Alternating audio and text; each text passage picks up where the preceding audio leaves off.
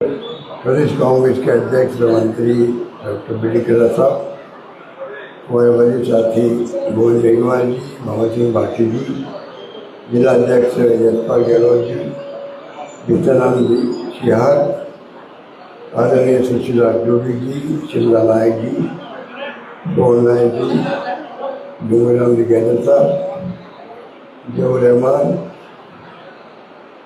धर्मेंद्र राठौर साहब और हमारे पूर्व विधायक मंगलाराम जी गोदारा, महेंद्र गहलोत, पवन गोदारा जी, राजेंद्र गुड और डॉक्टर करवास साहब जी, हमारे पूर्व अध्यक्ष मदन गोपाल जी मेघवाल साहब, मोलाराम जी मेघवाल, सद्दाम हुसैन साहब, देवेंद्र बिस्सा जी, स्वामी जी और तमाम उपस्थित हमारे वरिष्ठ नेता भी हैं, भाई और बहनों, नौजवान साथी।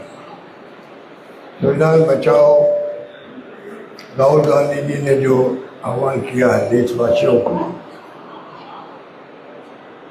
ये बहुत समय पर मैं समझता हूँ कि जैसे ही उनको एहसास हुआ कि ये मानने वाले नहीं, शुरू में झूठे वादे करके सत्ता में आ गए। अभी कल्ला जी कह रहे थे कि 2 करोड़ लोगों को नौकरी देंगे, किसे कहते हैं? यूपीए गवर्नमेंट मनमोहन सिंह जी की थी, आरोप लगे कई, वो आरोप कहाँ गए? लोकपाल कहाँ गया? 2G स्पेक्ट्रम कहाँ गया? कोलगेट कहाँ गया? कोई नाम ले नहीं रहा। माहौल बना के और फिर ऐसा माहौल बनाया गया, सरकार बनेगी एनडीए की, बीजेपी की, तो विदेश में जो पैसा पड़ा हुआ है स्विस बैंकों में, वो लेके आएंगे।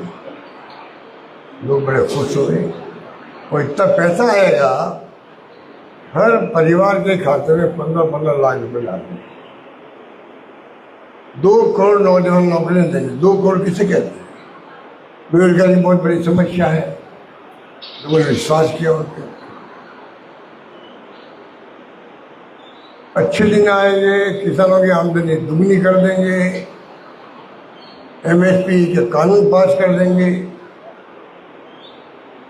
मेरे मुख्यमंत्री था तो मोदी जी मुख्यमंत्री थे, तभी वो बोला करते थे कि केंद्र सरकार किसानों के लिए MSP जो है उनको कानून के रूप में क्यों नहीं लागू करती है। अब उनको पूछिए, 600-700 किसान मर गए, वो आपका जो आह्वान था देश में वो कहाँ गया? अब आप क्यों नहीं कर रहे हैं?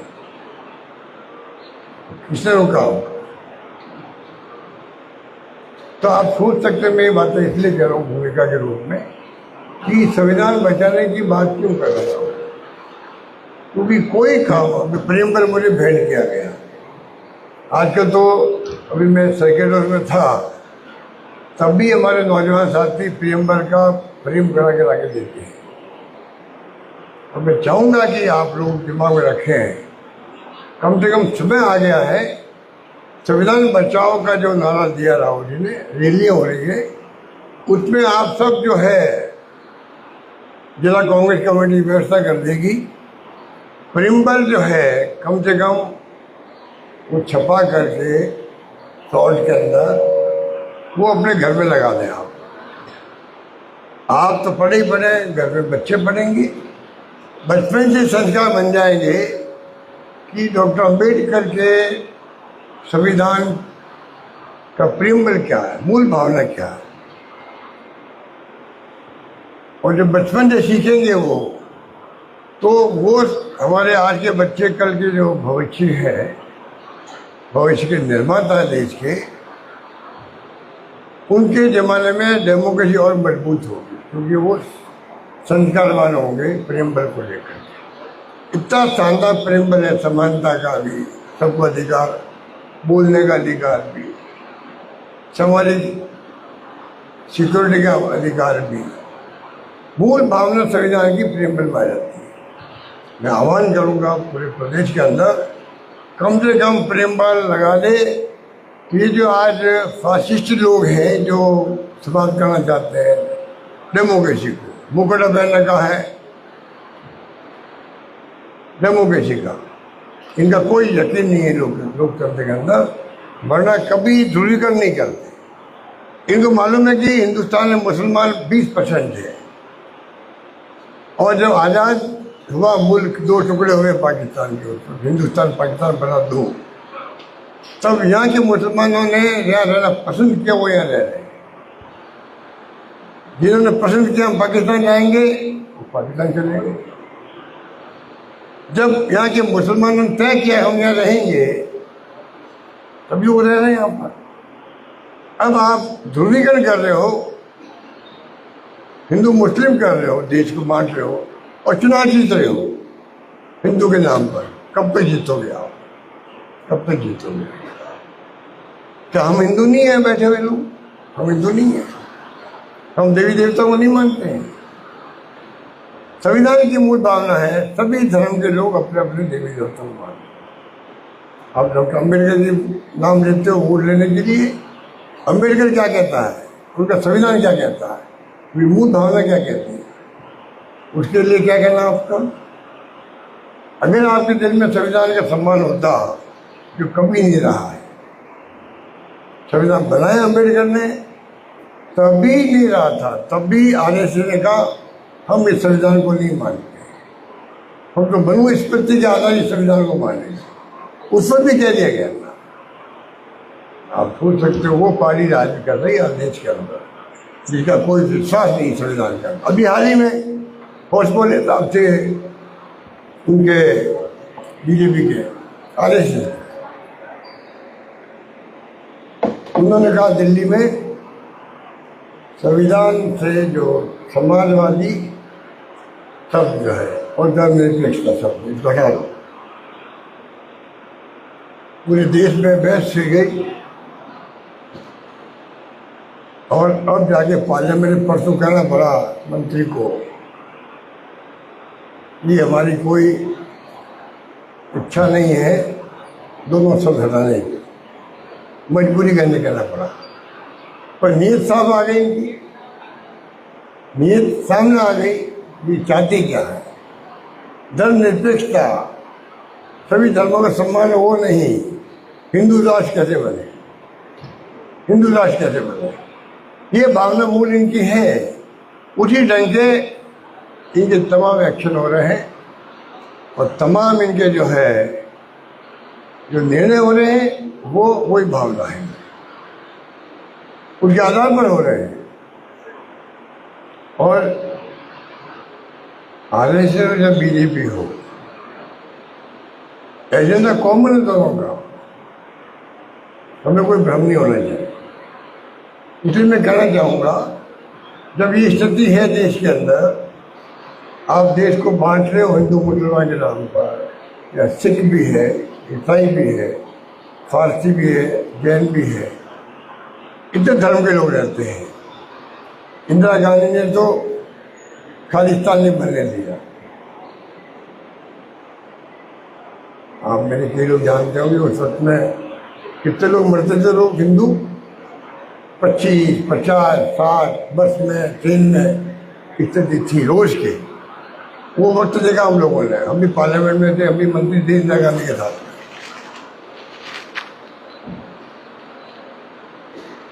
छीना छलनी हो गया इंदिरा गांधी का, उनको प्रधानमंत्री पद पे रहते हुए उनका स्वागत, उनको मार दिया गया, तो खालिस्तान नहीं बनने दिया। कभी नाम लेते मोदी जी इस बात का, कभी उन्होंने सेक्रीफाइस किया था देश के लिए, देश को एक रखा, अखंड रखा। कभी मोदी जी बोलते हैं, मोदी जी बोलते हैं कि इंदिरा गांधी ने पाकिस्तान के 2 टुकड़े कर दिए, बांग्लादेश बना दिया, ये बोलते हैं कभी। पंडित नेहरू के बारे में बोलते हैं कि आधारभूत ढांचा, बड़े बड़े बांध, आज जो पानी आ रहा है इंदिरा गांधी के आधार का,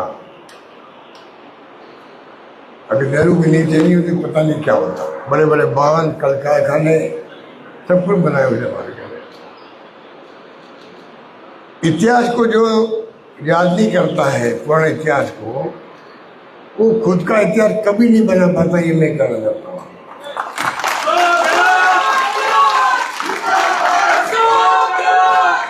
ये कितनी बड़ी बड़ी बातें कर रहे हैं, बोलने में लच्छेदार भाषण देने में माहिर है मोदी जी, आप जानते हो कि कैसे बोलते हो। कई बार तथ्य बहुत गलत निकलते हैं। बुद्धिजीवी लोग जानते हैं कि साहित्यकार जानते हैं, जिनके पीछे पड़े हुई सरकार है, एनडीए गवर्नमेंट, कितने पत्रकार साहित्यकार जेल बंद है देश में, किसी को नहीं मालूम। सरकार के खिलाफ में आलोचना कर दो, आप देशद्रोही हो। ये संविधान की भावना का अनुरूप है ये। इसलिए राहुल गांधी क्यों कहते हैं संविधान खतरे के अंदर? बुलडोजर चल रहा है यूपी के अंदर, बुलडोजर। अरे पुरानी कहावत थी कि अगर 100 छूट जाए लोग कोर्ट के अंदर बरी हो जाए तो कोई बात नहीं, परंतु एक भी निर्दोष आदमी को सजा नहीं होनी चाहिए, ये भावना होती कोर्ट। यहाँ तो आप चुन चुन करके बुलडोजर चला रहे हो मकानों पर। सुप्रीम कोर्ट की बात नहीं मान रहे हो। सुप्रीम कोर्ट के आदेश के बाद में गले निकाल लेते हो आप। ये संविधान की दर्जा नहीं उठ रही है। राहुल गांधी क्यों हाथ में लेके संविधान को चलते हैं? इसलिए मैं कहना चाहूँगा, वो कन्हैयालाल की बात करी हुई मेरे बोल बनता हूँ। कन्हैयालाल जी का मर्डर हुआ, मैं जोधपुर में था, सब काम छोड़ के मैं भागा उदयपुर। उस माहौल के अंदर, माहौल में मैं गया, उस गली के अंदर क्या भीड़ थी, छतें भरी हुई थी, हिंदू मुस्लिम का टेंशन था। और बीजेपी नेता गुलाम नबी कटारिया जी वहाँ के एमएलए थे, नेता प्रतिपक्ष थे, हैदराबाद गए, कॉन्फ्रेंस थी वहाँ पर। जितने नेता थे बीजेपी के, वो चिंता नहीं थी कि कहीं दंगे नहीं भड़क जाए पूरे प्रदेश के अंदर। मारने की घटना थी। हमने 2 घंटे के अंदर अंदर दोनों मुलजिमों को पकड़ लिया और उसी रात इस केस को ले लिया। एनआईए ने।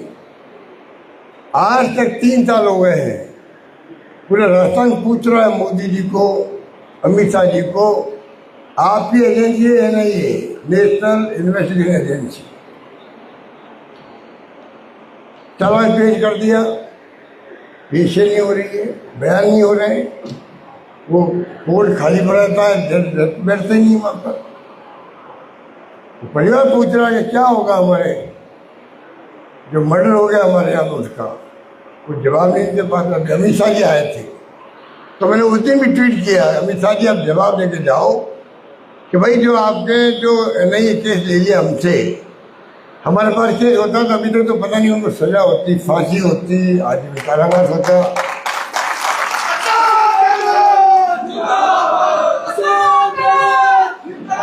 कुछ भी होता, पर आज कुछ नहीं हो रहा, कोई पूछने वाला नहीं इनको। और चुनाव के अंदर मोदी जी ने, अमित शाह जी ने कैंपेन किया, अरे हमने आज़ादी के बाद में 50 लाख रुपए किसी को दिए हैं, तो कन्हैयालाल के परिवार को मैंने दिए थे आज़ादी के बाद में, और दोनों बच्चे नौकरी लगा दी। बच्चे मुझसे मिलने आए साइकिल हाउस के अंदर धन्यवाद देने के लिए बात।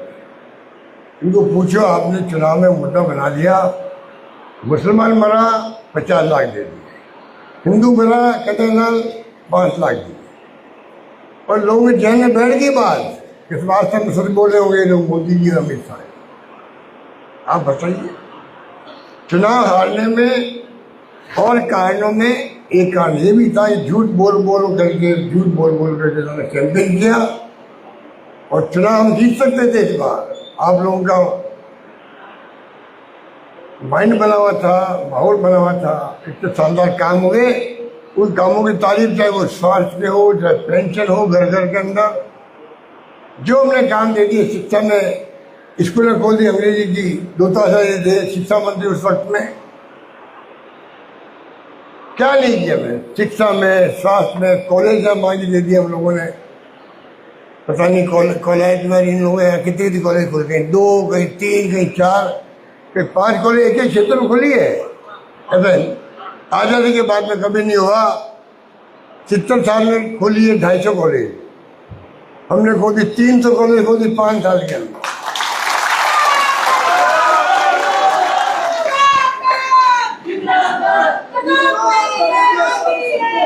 500 लड़के की पढ़ेगी स्कूल में, उस स्कूल को कन्वर्ट कर देंगे हम कॉलेज के अंदर, ये आदेश दे।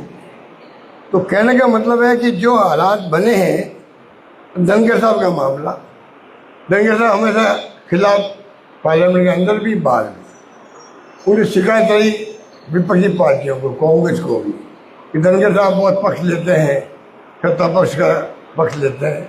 शिकायत हमारी थी उनसे, हमारी शिकायत थी।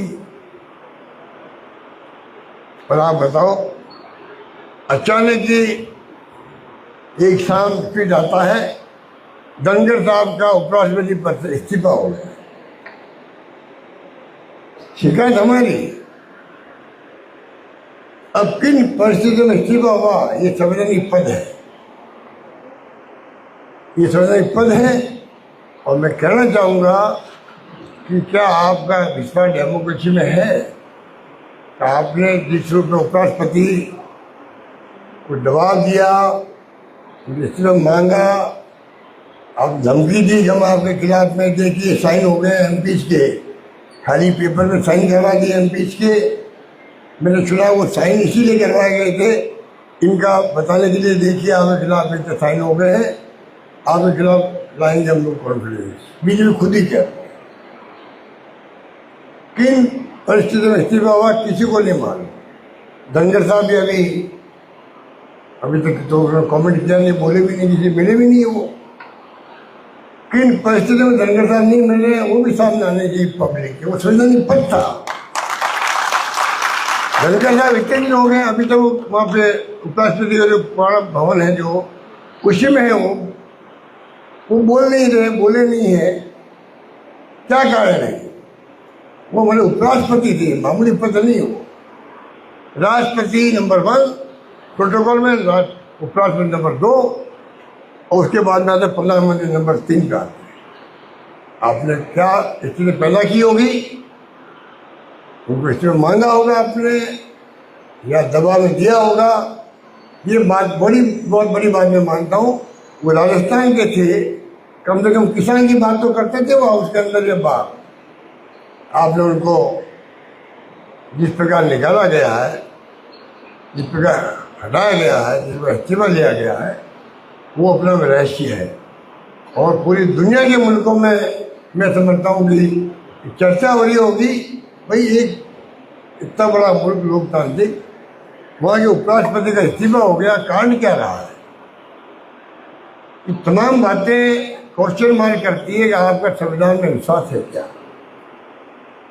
सरकार मंत्री का हमने कांग्रेस मुक्त भारत बनाएंगे, ये क्या कहलाता है?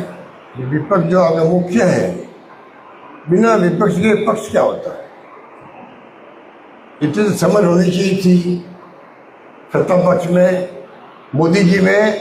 आपके तो कांग्रेस मुक्त भारत बनाएंगे, उनको घमंड था, वो घमंड तो चुपना चूर हो गया उनका।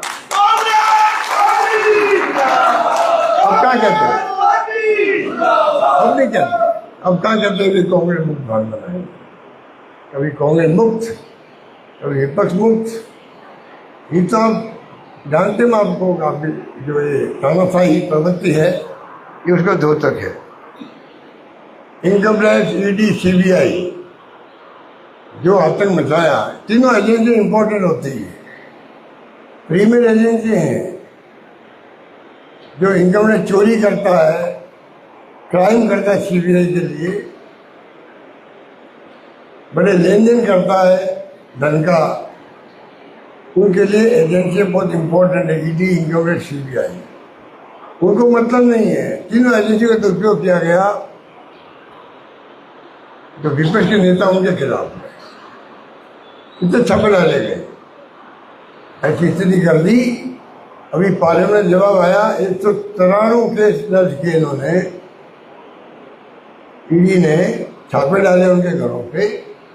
घर में बूढ़ी माँ होती है, औरतें होती है, भाई बहन होते हैं, क्या बीतती है?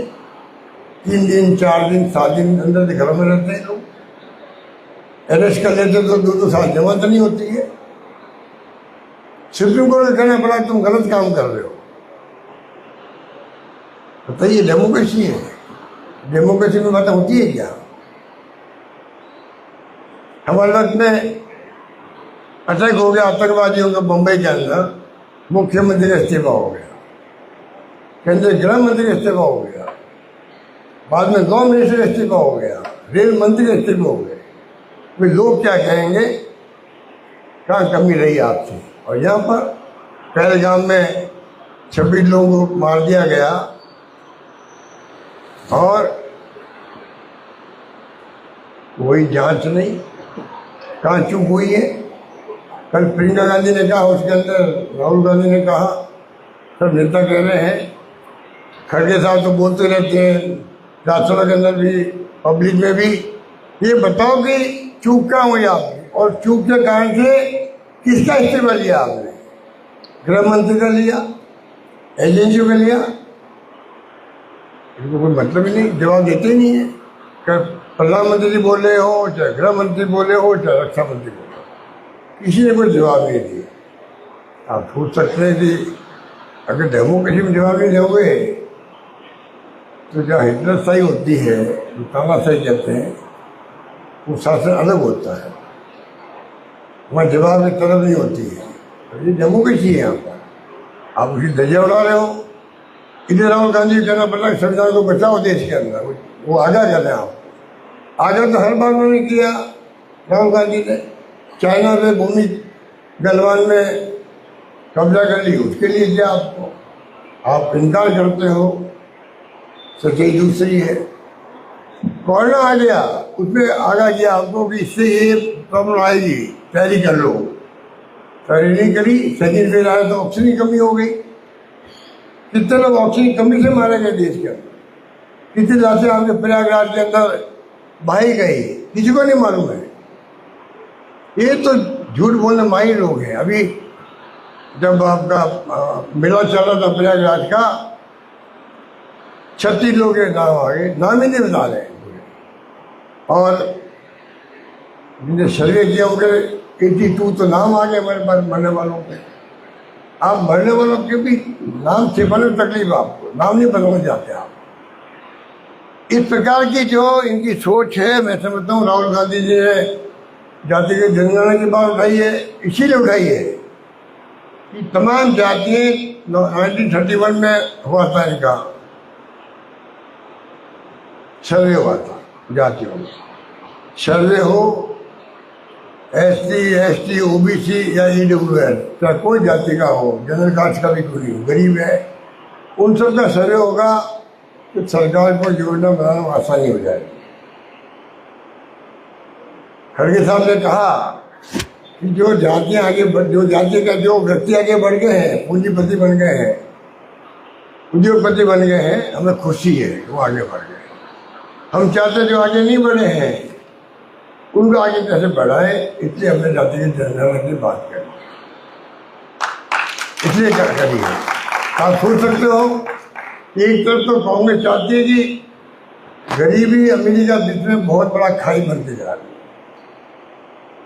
जो सरकार की नीति होती है उस पर डिपेंड करता है सब। चाहते हैं कि भाई जो गरीब आदमी है वो कब तक गरीब रहेगा, छोटे से भी सबको मिले।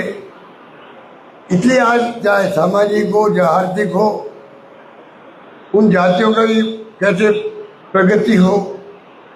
आज छुआछूत होता है गाँव में, आज भी हम देखते हैं, धीरे धीरे खत्म हो रहा है, काफी खत्म हो गया है। ये सब समाप्त होना चाहिए। सामाजिक कल्याण चाहिए, मानवता का कल्याण है। एक मनुष्य दूसरे मनुष्य के छुआछूत कर रहा है, इससे बड़ा कलंक क्या हो सकता है। ये बातें कड़वी बातें हैं, सुनने में कई लोगों को अच्छी नहीं लगती है, हकीकत है। जो धरती पे आया है सबके खून का रंग एक है। जो गाना भी है मेरे ख्याल में फिल्म का, लहू का रंग एक है, गरीब क्या अमीर क्या। इसलिए मैं कहना चाहूँगा इलेक्शन कमीशन, अब आप बताइए, आज बिहार में भी चल रहा है FIR सर्वे, सुप्रीम कोर्ट बार बार सुनवाई कर रहा है। अगर मान लीजिए जो फैसला हुआ था, इलेक्शन कमेटी कौन बनेगा? प्रधानमंत्री, नेता प्रतिपक्ष और chief justice of India, CJI, तीनों होंगे उसके अंदर। आज ही नौबत नहीं आती। आज तक क्यों हो रहा है लोगों को? संदेह क्यों हो रहा है? महाराष्ट्र के अंदर राहुल गांधी को आर्टिकल लिखना पड़ा, क्यों लिखना पड़ा? आप बताइए। सीबीआई का फैसला था कोर्ट, सुप्रीम कोर्ट का, रातों रात आपने पार्लियामेंट में कानून पास किया और सीबीआई जो सुप्रीम कोर्ट का चीफ जस्टिस है उसका नाम हटा करके आपने अमित शाह का नाम लिख दिया उसके अंदर। आप बताइए, अब जो मीटिंग होगी एक तरफ अमित शाह और मोदी जी होंगे, एक तरफ राहुल गांधी अकेले होंगे, फैसला क्या होगा आप समझ सकते हैं। ये स्थिति है। इसको क्या कहोगे आप? संविधान की धज्जियां नहीं उड़ रही है। सुप्रीम कोर्ट के फैसले को बदल दिया आपने। अगर कोई सुप्रीम कोर्ट कहता तो भाई विपक्ष का तीसरी पार्टी और कोई तो समझ में आता। वो कह रहा सीबीआई खुद बैठेंगे, तभी आपको मंजूर नहीं होगा। तो ये जो स्थिति बनी है, अब बातें कहीं थी कम में, मैं आपको इतने कहना चाहूँगा कि कृपा करके आप लोग अभी से सावधान हो जाएं। देश किस दिशा में जा रहा है, किस दिशा में जाएगा, क्या हो रहा देश के अंदर, अध्ययन होना चाहिए, अब चिंता होनी चाहिए प्रदेशवासियों को, देशवासियों को, तब जाके देश बचेगा। एक बात मैं कहना चाहूँगा बीकानेर के लोगों को। मैं बीकानेर में 40 साल आता हूँ, ज़्यादा हो गए होंगे। यहाँ अकाल सूखा पड़ता रहा तो मैं जाता फड़ोदी भाव वगैरह जाता हूँ, तो यहाँ कॉलेज भी आता था हमेशा। यहाँ के लोग भी बड़ा सेवाभावी आप लोग हैं। अकाल सूखे में गायों की चिंता भी आप करते थे, चारे का प्रबंधन भी करते थे, बड़े बड़े कैंप भी सरकार ने लगाए यहाँ पर। इतने बड़े कैंप लगाए कि वहाँ दुकानें खुल गई, वो भी मुझे ध्यान है। बहुत घुमा हूँ मैं यहाँ पर। गौ भक्त बहुत है आप लोग, पूरे देश में गौ भक्त लोग हैं। और देश में सबसे पहले मैंने अनुदान दिया है गौशालाओं को, तो मैंने मेरे वक्त में दिया है। पहले 3 महीने का सब खुश हो गए प्रबंधक गौशालाओं के, फिर मैंने 6 महीने किया, अब मैंने 9 महीने कर दिया, सब खुश हो गए। वोट दे या नहीं दे छोड़ो, वोट वो दे या नहीं दे छोड़ो, वो तारीफ बहुत करता है 100 करोड़ की। तो वोट का वक्त आता था वो हिंदू राष्ट्र की बात होती है। मुझे मालूम है ये बात, मैं वो चिंता नहीं करता हूँ, मैं तो मेरा काम करता हूँ। हमने 9 महीने का कर दिया, नंदियों को 12 महीने का कर दिया। 900 करोड़ रुपया हिंदुस्तान में दे रहे कोई, 900 करोड़ रुपये गौशालाओं को। सारे गौशाला वाले खुश थे, क्योंकि पहले बहुत तकलीफ होती थी उनको पैसा इकट्ठा करने के अंदर। अब कहीं 100 मिल रहा करोड़, कहीं 150 मिल रहा, कहीं 25 मिल रहा है, कहीं 50 करोड़ मिल रहा है, सब गौशालाओं में मिल रहा पैसा। ये पर मैं बात इसलिए कह रहा हूँ कि मैं मोदी जी का भाषण सुन रहा था उस वक्त में। अब आप मुझे बताओ, मैंने खुद ने सुना, जैसे मैंने कहा आपको 15 लाख आ जाएंगे और काला धन आ जाएगा। सरकार बंदी कमेटी बनी थी जज के अध्यक्षता में, स्विस बैंक में काला धन आने की। 11 साल में उसकी चर्चा भी हुई होती है कमेटी की। तो क्या हुआ उसका? 1 रुपये भी आया आपका स्विस बैंक में? 1 रुपये भी आया क्या हो रहा है? उस वक्त बोलते थे मोदी जी का जुमला जो बहुत भावना भरा होता था हिंदू समाज के लिए, कि गोवंश जो है पिंक रिवॉल्यूशन, कि कांग्रेस राज में ग्रीन रिवॉल्यूशन की बात छोड़ो, गायों के कटने के जो मीट जाता बाहर, उसको कहते पिंक रिवॉल्यूशन कह दिया, नाम दिया। और बड़े जोर शोर से बोलते थे भाई और बहनों, क्या हो रहा देश के अंदर?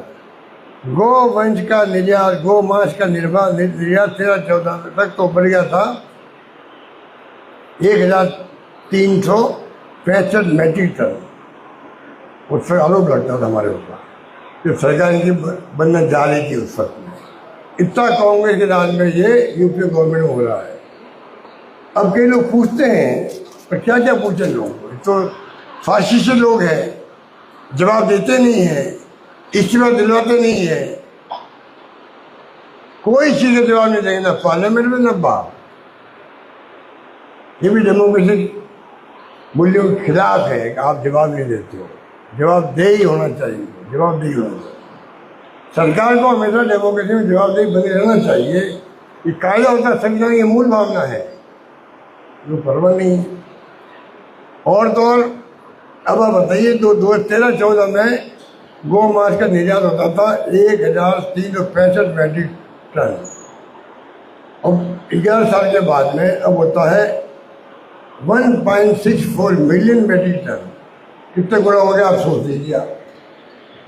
मोदी जी के राज में गौ मांस का निर्यात हो रहा है 1.64 मिलियन मेट्रिक टन।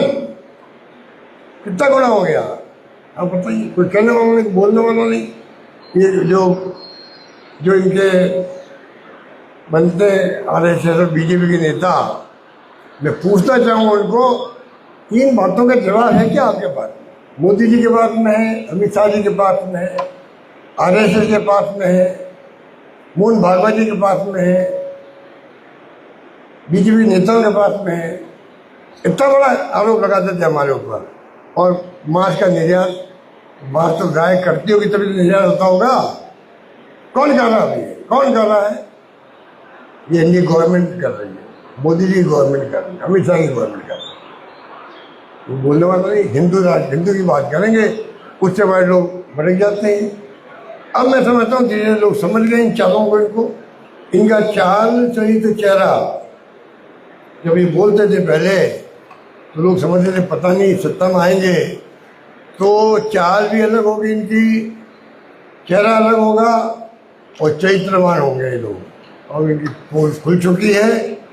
बैंकर तो करें भ्रष्टाचार, आप हम लोग सोच नहीं सकते। आप गांव में बैठे हो, मालूम होगा आपको। जब जो चल रहा शासन राजस्थान में भी, हमारे वक्त में शासन था तो सुनवाई होती नहीं होती थी। करप्शन मैं तो गारंटी नहीं लेता कि कोई करप्शन सब समाप्त हो गया होगा हमारे वक्त में, पर जो अंकुश हम लगाते थे आज बेलगाम हो गया करप्शन। सुनवाई होती नहीं है, काम होते नहीं है।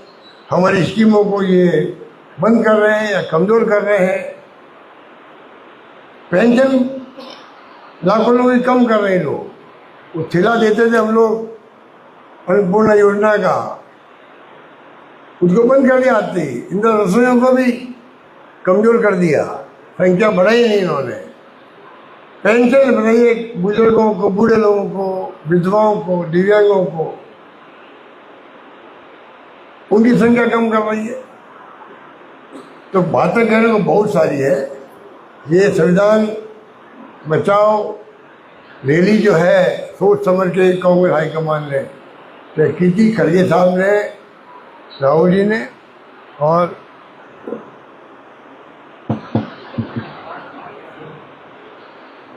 बात बंद हो गया। चलो कोई बात। बहुत बहुत धन्यवाद, धन्यवाद, थैंक यू, धन्यवाद। बहुत बढ़िया बात की।